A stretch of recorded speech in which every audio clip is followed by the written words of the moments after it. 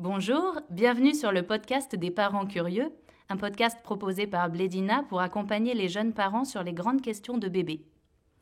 Aujourd'hui, nous allons parler sommeil de bébé de 0 à 1 an. Nous accueillons notre experte Audrey Marcaggi. Bonjour Audrey. Bonjour. Alors vous êtes psychomotricienne en néonatologie et à l'unité de soins psychiques et pédiatriques précoces de l'hôpital Natessia. C'est une unité spécialisée dans les premiers liens parents-bébés et l'accompagnement des troubles de bébé comme l'alimentation, les troubles des émotions et les troubles du sommeil. Exactement, c'est ça. Bienvenue Audrey, merci d'être avec nous. Aujourd'hui, dans la deuxième partie de ce podcast, nous allons plus particulièrement nous intéresser à l'environnement de bébé et nous allons voir comment lui offrir un cadre propice à son sommeil. D'un point de vue pratique, où est-ce qu'on fait dormir bébé ? Est-ce que c'est plutôt dans la chambre des parents ou dans sa propre chambre à lui ? Les recommandations qu'on fait à tous les parents maintenant, c'est de faire dormir bébé dans la chambre des parents à la sortie de la maternité et pendant les 6 premiers mois de la vie. Alors c'est vrai qu'il y a certains parents qui trouvent ça très difficile parce qu'ils se sentent trop connectés à leur bébé pour pouvoir arriver à eux s'endormir. Ou alors parce qu'ils sont gênés par les sons que fait bébé. Et comme on parlait de ça un peu plus tôt, le sommeil agité des bébés, c'est quand même une grande partie de leur sommeil. Et pendant ce temps, ils bougent, ils font du bruit, des fois ils rougnent, ils pleurent un peu. Et ça peut vraiment nous gêner. Il y a aussi des parents qui ont peur que leur bébé prenne l'habitude de dormir avec eux et que par la suite, ils refusent de faire dodo dans sa chambre. Moi, j'aurais tendance à dire que souvent, comme quand on a peur de trop porter bébé au départ, c'est des croyances qui ne sont pas vraies.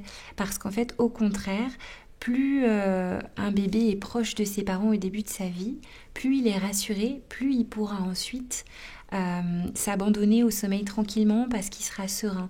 Un bébé dans les premiers mois de vie, il ne fait pas de caprice. Quand il pleure, quand il a besoin de quelque chose, c'est un vrai besoin. Et encore une fois, plus un bébé est tranquille, plus il pourra se laisser aller au sommeil. Il y a d'autres parents qui, par contre, au contraire, alors pour eux, ce serait impensable de faire dormir bébé dans la chambre, c'est trop loin, ils ont trop peur qu'il se passe quelque chose dans la chambre et de ne pas être au courant de ce qui se passe. Donc, ils ont vraiment du mal à laisser bébé dans sa chambre. Une autre question qui est importante, c'est la question de l'allaitement. Par exemple, quand on est une maman et qu'on allaite, c'est vraiment beaucoup plus pratique d'avoir son bébé juste à côté de soi et de pouvoir le mettre au sein facilement. Et dans ce cas-là, on va le garder dans la chambre des parents peut-être plus longtemps. D'accord, merci. Et pour les parents, du coup, qui ont fait le choix de dormir avec leur enfant les premiers mois dans leur chambre, comment est-ce qu'ils font pour transférer bébé dans sa chambre à lui ensuite, pour que ça se passe bien ? Je pense que pour les deux, pour les parents comme pour les bébés, il va être un peu important d'apprivoiser cette nouvelle chambre, d'apprivoiser la séparation et puis d'apprivoiser l'endroit. Donc commencer par aller jouer la journée avec bébé, commencer par lui faire des siestes avant de lui proposer d'y faire sa nuit, mais aussi l'aménager d'une façon qui nous plaise à nous et qui soit pertinente pour lui. Que ce soit un endroit en fait où on se sente bien, où on a envie d'y rester, moi ça me semble important. Bien sûr, c'est important. Une autre question un peu plus terre à terre, mais en fait tout aussi importante, c'est quel type de lit on choisit. Est-ce qu'on va plutôt pour le couffin, le lit à barreaux, le lit parapluie ? Alors les pédiatres, ils ont des recommandations très strictes par rapport à ça. Ils encourageront toujours à choisir un vrai lit. Les couffins, les lits parapluies, c'est plus des lits d'appoint quand on est en voyage. Après, dans l'offre de lits qu'il y a entre les berceaux des premiers mois, les lits à barreaux, les lits évolutifs, il y a vraiment une offre qui est pléthorique. Pour s'y retrouver, il y a des normes auxquelles on peut se référer, de lits qui sont sécures pour les bébés. Il faut un bon matelas ferme et que l'air passe. Pour ça, Blédina, sur le site, il y a vraiment des articles qui sont bien faits sur toutes les recommandations qui sont faites au sommeil. Moi, en tant que psychomotricienne, un truc que je trouve vraiment important et que peut-être on n'a pas toujours en tête au début, c'est que je trouve ça super important de pouvoir bercer bébé dans son lit, sans risquer de le faire tomber ou sans avoir un lit qui est trop lourd à manipuler, voire même qui n'a pas de roulette. Dans notre unité, par exemple, on essaye de mettre systématiquement des roulettes à tous les lits parce qu'on sait que ça va être hyper important dans la phase de transition où le début, les bébés ils s'endorment dans nos bras, ils sont bercés, et puis après on va leur demander de s'endormir tout seuls dans leur lit, d'avoir la possibilité de bercer le lit, de continuer à pouvoir avoir un petit mouvement pour plein de bébés, ça va être super important. Pour plein de parents aussi d'ailleurs, parce que ça leur permet d'avoir l'impression de continuer à accompagner bébé même dans son lit. Et puis, on connaît tous ce truc de genre, on a un bébé dans les bras, on a l'impression que ça fait 10 minutes, 20 minutes, une demi-heure même, qui dort à point fermé dans nos bras, et dès qu'on le pose dans le lit, cling, il y a les yeux qui s'ouvrent tout grands, parce qu'en fait, la différence entre nos bras et le mouvement, le bercement et le lit ferme et immobile, elle est énorme. Donc c'est pareil, là, de pouvoir avoir de la transition, c'est vachement utile. Ah bah oui. Et vous avez d'autres conseils du coup sur l'aménagement de la chambre de bébé ou le coin dans la chambre des parents, s'il dort encore dans la chambre des parents, la façon de l'aménager par exemple? Alors, en fait, on est un peu tous différents par rapport à ça. Il y a des gens qui sont pas du tout sensibles à l'aménagement de l'espace. De la même façon, il y a des bébés qui sont pas du tout sensibles à ça, et d'autres qui sont très sensibles à la façon dont la pièce est aménagée. Alors, moi, ce que je dirais en général, c'est que plus le lit de bébé, il va pouvoir être collé à un mur, la tête du lit contre un mur, voire même installé dans un coin, avec un côté du lit et la tête du lit contre un mur, plus ça va pouvoir un peu créer un petit effet cocon, un peu rassurant pour lui. C'est chouette aussi que le lit soit pas dos à la porte, que bébé puisse voir la porte de la chambre et donc qui est-ce qui rentre, qui est-ce qui sort. C'est bien aussi que le coin où bébé dort ou sa pièce soit pas trop encombré de meubles, qu'il y ait un côté assez calme, même visuellement, pas trop de stimulation visuelle, pas d'étagères autour du lit, de choses trop proches qui peuvent être un petit peu oppressantes ou stimulantes.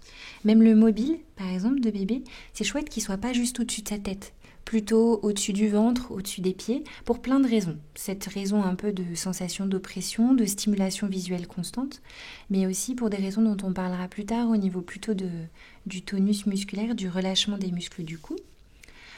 Plus la chambre elle est bien rangée, calme au niveau visuel, plus ça favorise le sommeil. De la même façon, des couleurs très vives, ça peut être un petit peu excitant. Des couleurs plus douces, ça peut aider. Pas trop chauffer la chambre aussi. C'est des choses qu'on peut avoir en tête. Alors encore une fois, il y a des petits pour lesquels ça n'aura pas beaucoup d'importance et d'autres, au contraire, ça va être important. Très bien. Alors le cododo, qu'est-ce qu'il faut en penser? Alors, le cododo, c'est une grande question. Les pédiatres, ils déconseillent formellement de dormir avec son bébé dans notre propre lit d'adulte. Pourquoi ? Parce que bébé, il est tout petit. Notre lit, il est très grand. Les couettes, les couvertures, tout ça, ça a vite fait de le recouvrir. Et même pour la sieste, ils déconseillent ça, les pédiatres. Après, par contre, si en tant que parent, on a l'impression que pour soi, c'est vraiment important que bébé soit tout proche ou qu'on sent que notre bébé a vraiment besoin d'être très proche de nous, même quand on dort, il existe des lits, des berceaux pour les petits qui sont spécialement faits pour le cododo. C'est-à-dire c'est des berceaux sur roulettes qu'on peut mettre tout proche du lit et dont on peut abaisser un des côtés, voire même des lits qui s'accrochent sur le cadre de lit des parents et qui permettent à bébé d'être tout proche de vous, mais en sécurité. Et ça, c'est vraiment une solution qui peut être intéressante pour pouvoir dormir proche de son petit, mais en toute sécurité. Encore une fois, là, je vous invite à vraiment regarder que c'est un berceau qui répond bien aux normes de sécurité. Alors, est-ce qu'il y a d'autres règles pour le couchage à respecter ? Oui.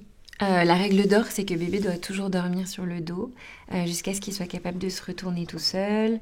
On essaye de rien mettre dans le lit, pas de peluche, de grands doudous, d'oreillers, de couvertures, de tours de lit.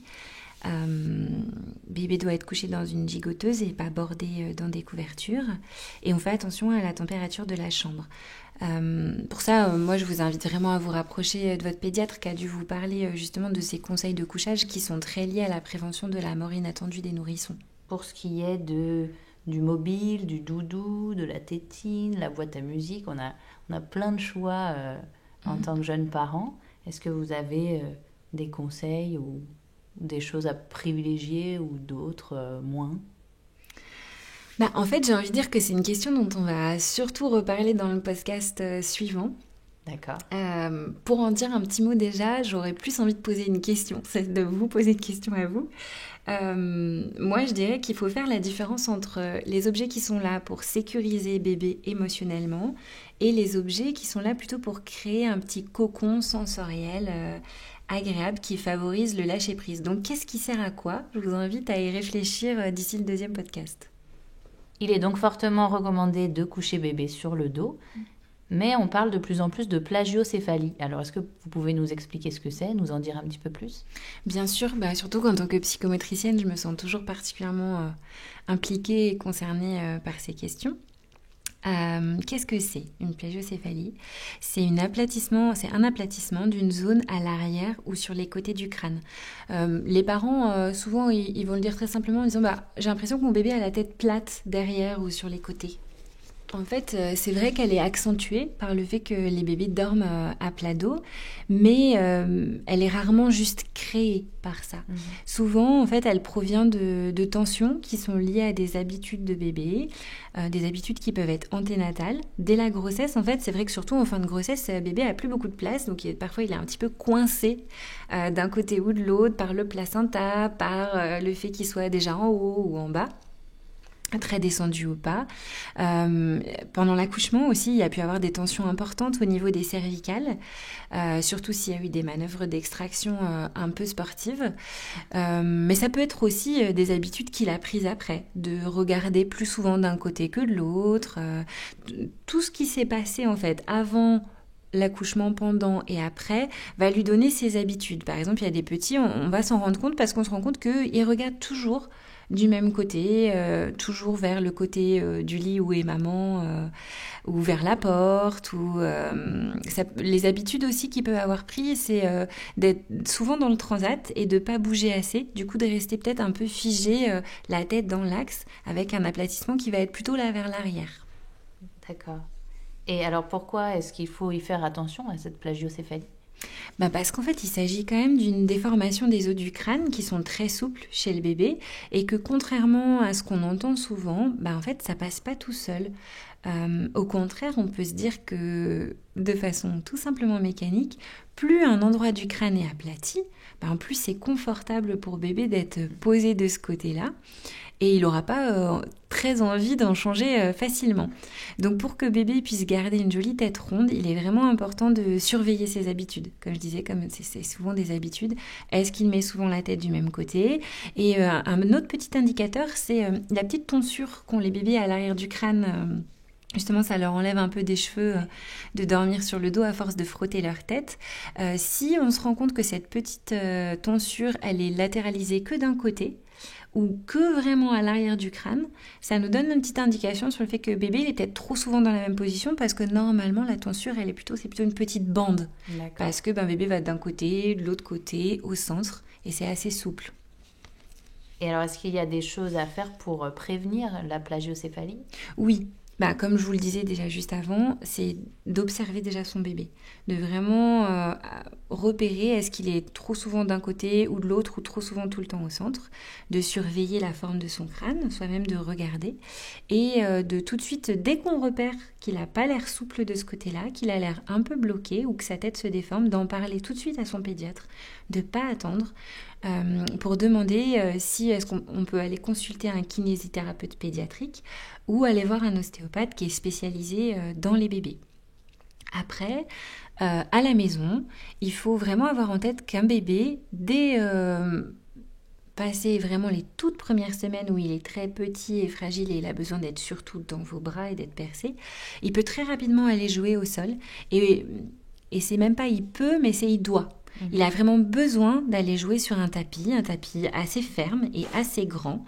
Je vous invite à faire attention à ne pas avoir des tapis d'éveil qui soient trop petits, trop doudous, avec plein de choses accrochées dessus qui ne laissent pas bébé bouger librement. Enlever les arches aussi dessus. L'idée, c'est vraiment que bébé puisse explorer sa motricité et délier ses tensions, aussi s'étirer, se muscler en liberté. Moins bébé bouge, librement, plus ça va venir renforcer des tensions cervicales qui sont déjà existantes. Donc pas trop souvent dans le cosy et dans le transat, c'est pas une mauvaise chose de mettre son bébé dans le cosy ou dans un transat, mais ça doit être ponctuel. D'accord. C'est pas des endroits où bébé s'éveille. c'est pour rester un petit peu après le repas verticalisé, ou parce que je suis en train de m'endormir, j'ai besoin d'être un petit peu coucounée dans mon transat. Ou alors le cosy, ça sert à se déplacer. Mais voilà, gardez en tête que ça doit être ponctuel. Après, une autre chose qu'il faut aussi retenir, c'est que d'ailleurs l'entièreté de la consigne pour la mort inattendue du nourrisson, c'est dormir sur le dos et jouer à plat ventre. Et ça, parfois, on l'oublie. Mais c'est que on va proposer à bébé de jouer majoritairement à plat dos, tant qu'il est petit. Mais moi, j'aime bien quand même qu'on l'habitue tout doucement à avoir des petits temps de plat ventre pour se familiariser avec ses appuis sur les mains, sur les avant-bras et bouger plus librement la tête d'un côté et de l'autre. Au début, c'est tout petit, ça va être au moment du change par exemple, et ça va être sur vous beaucoup. C'est-à-dire que quand vous êtes allongé à plat dos avec lui sur le tapis d'éveil ou sur votre lit ou sur le canapé, le garder à plat ventre sur vous et prendre un temps comme ça de partage où il peut commencer d'explorer ça un petit peu. Voire le mettre sur le tapis et vous allongez avec lui pour jouer ensemble. On le laisse découvrir seul sa motricité, mais on lui propose doucement de découvrir un petit peu ça, sans le forcer. L'idée, c'est pas de le forcer, mais c'est plus que ce soit des petits temps réguliers dès qu'il est tout petit. Parce que pour bébé, s'exercer par lui-même à trouver ses appuis à plat ventre, mais aussi à trouver comment se retourner, s'asseoir, c'est le meilleur moyen de se muscler sans tension, notamment dans la zone cervicale. Pendant le sommeil, on va faire attention à la position de tête de bébé. On va pouvoir l'inviter à tourner sa tête de l'autre côté une fois qu'il est endormi et qu'il a quitté les tensions qu'il a quand il est à l'éveil. On va aussi pouvoir penser à alterner la position de bébé dans son lit. On peut le coucher une fois la tête aux pieds, une fois les pieds à la tête par exemple, parce que souvent il y a quelque chose qu'ils aiment bien regarder. Une veilleuse, une guirlande, la porte parce qu'il y a la lumière dans le couloir. Donc ça, on peut y faire attention et peut-être changer ces objets-là de place régulièrement ou changer l'orientation de bébé dans son lit. Pendant qu'on le porte, moi j'invite aussi toujours les parents à alterner les positions, pas porter bébé toujours de la même façon. Parce que plus il y a de variabilité, plus ça modifie la façon dont on sollicite sa musculature. Et quand on donne à manger à bébé, si c'est un biberon, bien penser à changer de côté. Parce que quand on allaite un petit, naturellement, on va changer de côté d'une fois sur l'autre. C'est aussi très important pour bébé pour solliciter son corps de toutes les façons différentes. Alors que quand on donne un biberon, souvent on le donne toujours du même côté parce que nous, on est latéralisés. C'est confort pour nous, ouais. Carrément. Donc ça, essayer de se forcer un petit peu à pas le faire. On peut aussi penser à utiliser un porte-bébé qui soit physiologique, c'est-à-dire qui va mettre bébé dans une position en C, le dos bien arrondi, parce que plus le dos est arrondi, plus en fait la musculature se relâche au niveau du bassin, plus ça permet par effet de ricochet de relâcher les tensions cervicales. Donc à bébé d'avoir sa tête en avant. C'est important. Et encore une fois, dès qu'on remarque une asymétrie ou un blocage chez son bébé, on en parle à son pédiatre, on n'hésite pas. Eh bien, merci beaucoup pour tous ces conseils très précieux. C'était Audrey Marcaggi, psychomotricienne, qui répondait à nos questions sur le sommeil des 0-1 ans. Pour aller plus loin, vous pourrez retrouver son podcast sur les troubles du sommeil. Le podcast des parents curieux, un podcast proposé par Blédina.